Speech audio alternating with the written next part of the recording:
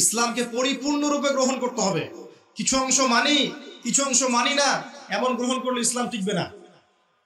নামাজি, ব্যক্তিগত জীবনে পাক্কা নামাজি মাশাআল্লাহ, অর্থনৈতিক জীবনে পাক্কা সুদখোর, চলবে না। ইসলামকে পরিপূর্ণরূপে মানতে হবে। ব্যক্তিগত জীবনে পাক্কা নামাজি, কপালে সেজদার দাগ আছে, অর্থনৈতিক জীবনে গিয়ে দেখবেন পাক্কা সুদখোর, চলবে না। ব্যক্তিগত জীবনে দান সদকা করছে মাশাআল্লাহ বেশি বেশি, দেখবেন ফরজ যাকাতই দিচ্ছে না। মাশাআল্লাহ তাহাজ্জুদ পড়ছে, মেয়ে বেপরদায় রাস্তায় ঘুরছে। দেখবেন তাসবিহ তাহলিল করছে, চিল্লা দিয়ে বেড়াচ্ছে, বা আর অন্যান্য কাজ করছে দিনের, পরিবারের কাঠামো ইসলাম নাই। দেখবেন এগুলো হচ্ছে। বেশি বেশি তেলাওয়াত করছে মাশাআল্লাহ, এদিকে দেখবেন গীবত, তহমত, অহংকার, হিংসা দিয়ে ভর্তি মন। ইসলাম আংশিকতার নাম নয়, পরিপূর্ণ একটা জীবন ব্যবস্থার নাম। আমরা ইবাদত করব সেখানেও মুসলিম, সামাজিক জীব যখন সেখানেও তো আমরা মুসলিম, সেখানে সামাজিকতাও নবীর সুন্নাহ মতো চলতে হবে। অর্থনীতি চালাবো সেখানেও মুসলিম, সেখানেও অর্থনীতির ক্ষেত্রে আল্লাহর দেওয়া অর্থনীতি গ্রহণ করতে হবে। আপনি সমাজ চালাবেন সেখানেও সামাজিক রীতিনীতির ক্ষেত্রেও ইসলামিক আদর্শ গ্রহণ করতে হবে।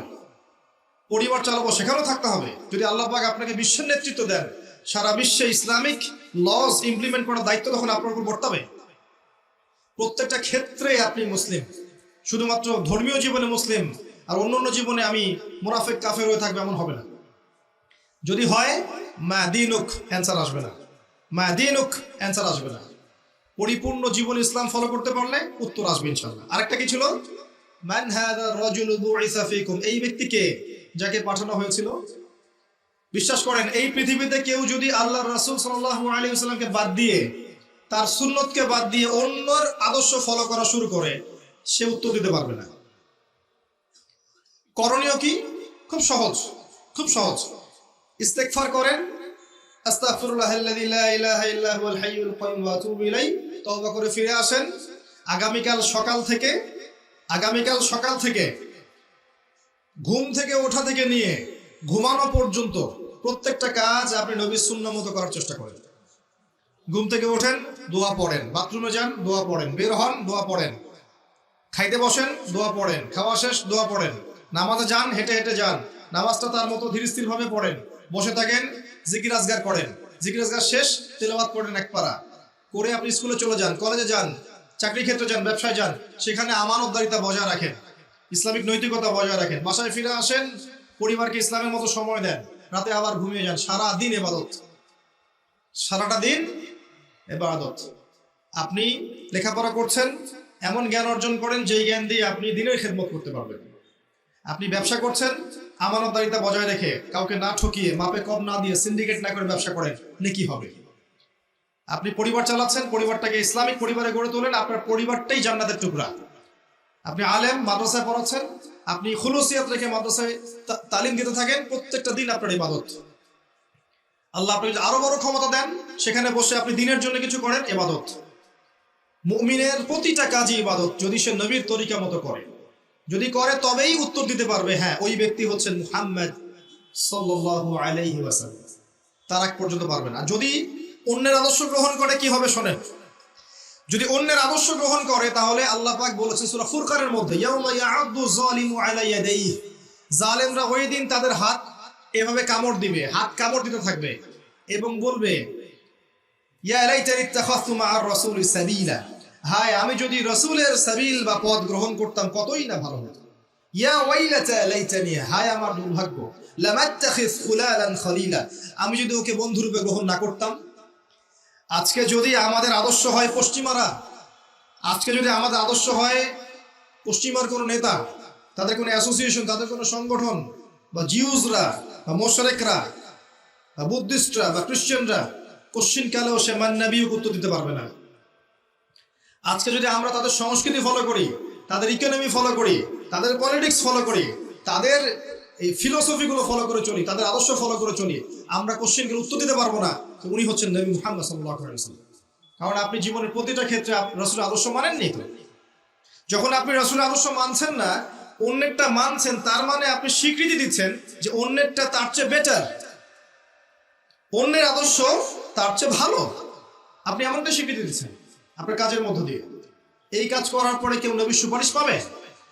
একজনই ব্যক্তি তিনি, যিনি আপনাকে ভাই বলেছেন, আপনার জন্য হাউজে কাউসারে দাঁড়িয়ে থাকবেন, আপনার জন্য সুপারিশ করবেন, এই উম্মতের কবিরা গুনাহগার ব্যক্তিদেরকে সুপারিশ করে জান্নাতে নিয়ে যাবেন, একমাত্র ব্যক্তি মুহাম্মদ সাল্লাল্লাহু আলাইহি ওয়াসাল্লাম। একদিন বলেছিলাম আমি যে কিয়ামতের মাঠে জাহান্নাম যখন চিৎকার করবে, সূরা মুলকের মধ্যে পড়ে দেখেন, চিৎকার করবে জাহান্নাম। সূরা মুলকে আছে না, চিৎকার করে ফেটে পড়বে। ওই সময় সমস্ত নবী হাঁটুতে বসে যাবে। আদম আলাইহিস সালাম হাঁটুতে বসে ইয়া নফসি, নবী মুসা, নবী ঈসা, নবী দাউদ, সুলাইমান, ইসমাঈল, ইসহাক, যত নবী আছেন সবাই হাঁটুর ঘরে বসে যাবেন। ইয়া নফসি, হে আল্লাহ আমাকে বাঁচাও, হে আল্লাহ আমাকে বাঁচাও। শুধু একজন নবী মুহাম্মদ সাল্লাল্লাহু আলাইহি ওয়াসাল্লাম, তিনি সিজদায় পড়ে বলবেন ইয়া উম্মতি, ইয়া উম্মতি, হে আল্লাহ আমার উম্মতকে বাঁচাও, আমার উম্মতকে বাঁচাও। সেই নবীর আদর্শ বাদ দিয়ে যদি আমি অন্যের আদর্শ ফলো করি, কবরে এই প্রশ্নের উত্তর দিতে পারবে? কখনো সম্ভব না। এজন্যই আমাদের নবী নিজেই এই উম্মতের বিরুদ্ধে একটা অভিযোগ করবেন। সূরা ফুরকানের মধ্যে আছে, রব্বি ইন্না কওমি ইত্তাখাযু হাযাল কুরআনা মাহজুরা। তাকে বলা হবে, হে মুহাম্মদ তোমার উম্মতের এই অবস্থা কেন হলো? তিনি বলবেন, হে আমার আল্লাহ, হে আমার রব, আমার কওম আমার রেখে যাওয়া কোরআনকে পরিত্যাগ করেছিল। আমরা তাই করেছি না? বাসায় বাসায় কোরআন আছে, খুলে দেখে কেউ? হ্যাঁ, 40-এর দিন দেখে, কুলখানির দিন দেখে, বছরকির দিন দেখে, তাই না? সারা বছর পড়তে খুব কম মানুষই কোরআন পড়তে জানে। জানেন, এই উম্মতের এখন খুব কম মানুষই কোরআন পড়তে জানে। এমন অনেক যুব সমাজ আছে এই উম্মত মুহাম্মাদের কোরআনটা চোখেও দেখেনি কখনো। খুব কম মানুষ এই উম্মতের কোরআনের অর্থ বোঝে। অনেক হাফেজে কোরআনও আছে যারা কোরআনের অর্থ বোঝে না। খুব কম প্রতিষ্ঠান আছে যেখানে কোরআন বাধ্যতামূলক পড়ানো হয়, 1% 2% হবে না, যেখানে কোরআন বাধ্যতামূলক পড়ানো হয়। এরপরে আলাদা করে মাদ্রাসা খুলতে হয়েছে যেখানে কোরআন পড়ানো হয়। এই উম্মত কোরআনকে পরিত্যাগ করেনি? করেছে। কোরআনের বিধিবিধানগুলো পরিত্যাগ করেনি? খুব কম মানুষ আছে এই উম্মতের 5 ওয়াক্ত নামাজ পড়ে। খুব কম মানুষ এই উম্মতের যাকাত দেয়। খুবই কম মানুষ এই উম্মতের আছে যারা হালাল খায়। জেনা থেকে দূরে আছে, মাদক থেকে দূরে আছে, কমই মানুষ আছে। এই জন্যই নবীজি বলেছেন সাল্লাল্লাহু আলাইহি ওয়াসাল্লাম, 73টা দল হবে উম্মতের, একটা জান্নাতে যাবে, বাকি 72টা জাহান্নামে যাবে। এই জন্যই 1999 জন মানুষ জাহান্নামে যাবে। সতর্ক হয়ে যান, আমরা কোরআনকে যেন পরিত্যাগ না করি। এই 3টার উত্তর কি হলো? তাওহীদে থাকবেন, ইনশাআল্লাহ উত্তর দিতে পারবেন। 2 নাম্বার, দিনকে পরিপূর্ণরূপে পালন করবেন, ইনশাআল্লাহ উত্তর দিতে পারবো। 3 নাম্বার, নবীর আদর্শ মেনে চলবেন, ইনশাআল্লাহ উত্তর দিতে পারবেন। তারপরের 5-এ যান, এখানে গিয়ে আপনাকে করা হবে সারা জীবন কিভাবে কাটিয়েছে, ওই যে উত্তর দিলাম। প্রত্যেকটা দিন যদি আপনি নবী সাল্লাল্লাহু আলাইহি ওয়াসাল্লামের সুন্নাহ মতো চলতে পারেন, সকাল থেকে সন্ধ্যা পর্যন্ত, এটা যদি ধরে রাখতে পারেন মাসের পর মাস, বছরের পর বছর, আপনার সারা জীবনই তো ইবাদত, তাই না? তখন সহজ হবে, হে আল্লাহ আমি সারা জীবন তোমার নবীর আদর্শে চলেছি। সহজ। যৌবন কোন কাজে ব্যয় করেছো?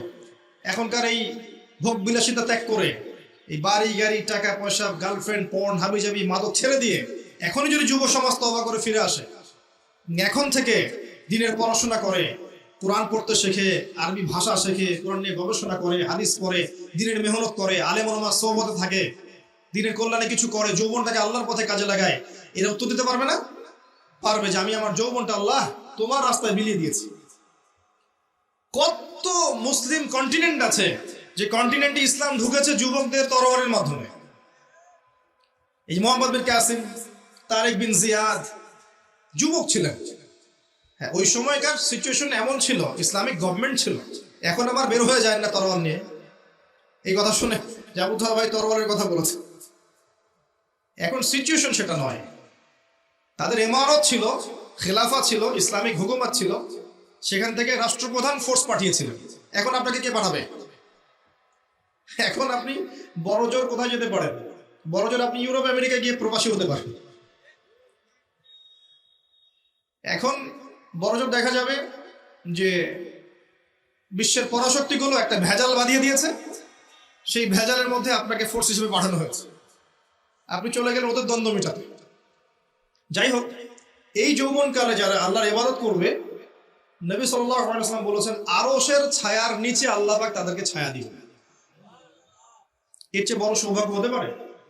যুবকদের হাতে ইসলামের বিজয় লেখা আছে। এই জামানার যুব সমাজ এবং তার পরবর্তী প্রজন্ম ইনশাআল্লাহ আমরা বিশ্বাস করি আগামী দিনের সোনালী দিন তারা দেখে যাবে ইনশাআল্লাহ। তবে শর্ত হচ্ছে সমস্ত পাপ থেকে তওবা করে আজকেই দিনের পথে ফিরে আসতে হবে।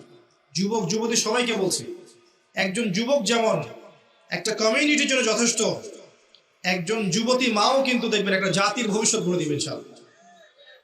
একটা যুবতী মা যদি এখন মেয়ে যদি তওবা করে মা হয়, পরবর্তীতে মুমিনা হয়, মুসলিমা হয়, সালেহা হয়, তার গর্ভ থেকে যদি একটা আহমদ বিন হাম্বাল বের হয়, একটা ইমাম আবু হানিফা বের হয়, একটা ইমাম শাফিঈ বের হয়, একটা তারেক বিন জিয়াদ বের হয়, আগামী দিন দেখবেন যে ওই মানুষরাই এই সমাজ পরিবর্তন করে ফেলেছেন।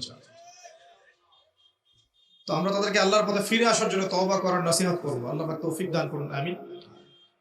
জিজ্ঞেস করা হবে কোন পথে অর্থ উপার্জন করেছো? আজকে সুদ খাচ্ছি, ঘুষ খাচ্ছি, দুর্নীতি করছি, আত্মসাৎ করছি, পরোয়া করছি না। কোন পথে খরচ করেছো? যা ইচ্ছা তাই খরচ করছি। বাড়ি করে রেখেছেন সিলেটে, থাকার লোক নাই, আপনি পড়ে আছেন ওইখানে। ইশারা বোঝার তৌফিক দান করুন, আমিন। প্রতিদিনই হালাকা করা যত দিনই কাজকর্ম আছে, প্রতিটা কাজ শুধুমাত্র এক আল্লাহর সন্তুষ্টির জন্য করতে হবে।